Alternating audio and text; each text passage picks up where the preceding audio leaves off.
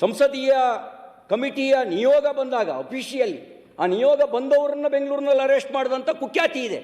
ಅವರೇನೂ ಅಪರಾಧ ಮಾಡಿರಲಿಲ್ಲ. ಅವರೊಂದು ಸಂಸದೀಯ ನಿಯೋಗ ಬಂದಿದ್ದರು.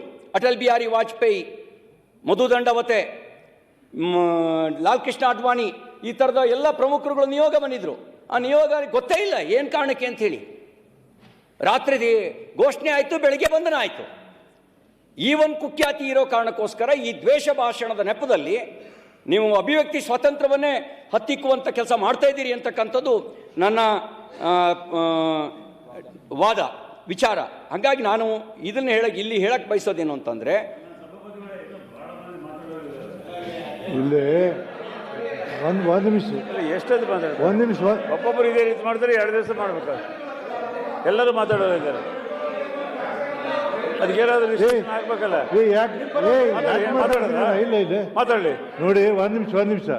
ಬಿಲ್ ಮೇಲೆ ಮಾತಾಡೋಕ್ಕೆ ನನಗೆ ಯಾರು ರಿಸ್ಟ್ರಿಕ್ಸ್ ಮಾಡಿ ನನಗೆ ಅಧಿಕಾರ ಇಲ್ಲ. ಬಿಲ್ ಮೇಲೆ ಎಷ್ಟು ತನಕ ಮಾತಾಡಿದ್ರು ನಾನು ಸುಮ್ಮನೆ ಕಾನೂನು ಇದೆ, ಅದು ಮಾತಾಡೋದು ಕೊಟ್ಟಿನಿ. ಮಾತಾಡೋದು ಹೇಳೋಕ್ಕಾಗೋದಿಲ್ಲ. ನಮ್ಮಲ್ಲಿ ಮುಗಿಸಿ ಬೇಗ ಭಾಳ ಮಂದಿ ನಮ್ಮಲ್ಲಿ ಈ ಪ್ರಾರ್ಥನೆ ಆಗಬೇಕಾದ್ರೆ, ಅಂತಿಮವಾಗಿ ದೇವ್ರ ಪೂಜೆ ಮಾಡಿ ಪ್ರಾರ್ಥನೆ ಆಗಬೇಕಾದ್ರೆ ವಿಶ್ವದ ಕಲ್ಯಾಣ ಆಗಲಿ, ಪ್ರಾಣಿಗಳಲ್ಲಿ ಸದ್ಭಾವನೆ ಇರಲಿ, ಧರ್ಮಕ್ಕೆ ಜಯವಾಗಲಿ, ಅಧರ್ಮಕ್ಕೆ ಸೋಲಾಗಲಿ ಅಂತ ಹೇಳ್ತಾರೆ. ಈ ರಾವಣ ಬ್ರಾಹ್ಮಣೋತ್ತಮ, ಚತುರ್ವೇದಗಳನ್ನು ಅರಗಿಸ್ಕೊಂಡಿದ್ದ. ಸೀತಾ ಅಪಹರಣ ಮಾಡಿದ ತಕ್ಷಣ ಅಧರ್ಮಿಯಾದ.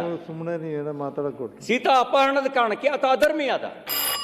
ಆ ಹಿನ್ನೆಲೆಯಲ್ಲಿ ಧರ್ಮದ ವ್ಯಾಖ್ಯಾನ ಇಲ್ಲಿ ನಡೆದಿರೋದು. ಇನ್ನು ಒಂದು ಮತಗ್ರಂಥ, ಆ ಮತಗ್ರಂಥ ಅದು ಏನು ಹೇಳುತ್ತೆ ಅಂತ ಹೇಳಿದ್ರೆ, ಭೂಮಿ ಚಪ್ಪಟ ಇದೆ ಅಂತ ಹೇಳುತ್ತೆ. ಭೂಮಿ ಗುಂಡುಗಿದೆಯೋ ಚಪ್ಪಟ ಇದೆಯೋ? ವಿಜ್ಞಾನ ಹೇಳುತ್ತೆ ಭೂಮಿ ಗುಂಡುಗಿದೆ ಅಂತ. ಆ ಮತಗ್ರಂಥ ಹೇಳುತ್ತೆ ಭೂಮಿ ಚಪ್ಪಟ ಇದೆ. ನಾನು ಹೇಳ್ತೇನೆ ಆ ಮತಗ್ರಂಥ ಸುಳ್ಳನ್ನು ಬೋಧನೆ ಮಾಡ್ತಾ ಇದೆ ಅಂತ.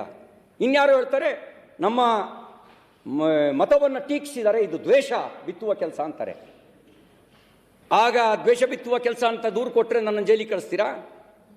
ಹೇಳಿ, ಜೈಲಿಗೆ ಕಳಿಸ್ತೀರಾ ಹೇಳಿ. ಹಾಗಾಗಿ ಈ ಥರದ ವಿಧವಲ್ಲ. ಅದಕ್ಕಾಗಿ ನೀವು ವಿಶ್ಲೇಷಣೆ, ನೀವು ಕೊಟ್ಟಿರ್ತಕ್ಕಂಥದ್ದಕ್ಕೆ ಸ್ಪಷ್ಟತೆ ಇಲ್ಲ. ಯಾವ ರೀತಿ ಬೇಕಾದ್ರೂ ತಿರುಗಿಸ್ಬೋದು, ಆ ತಿರುಗಿಸೋದಕ್ಕೆ ಅವಕಾಶ ಇದೆ ಅನ್ನೋದನ್ನೇ ಇಲ್ಲಿ ಹೇಳಲಿಕ್ಕೆ ನಾನು ಬಯಸ್ತೇನೆ. ಸಾಕು. ಇನ್ನು ರವಿ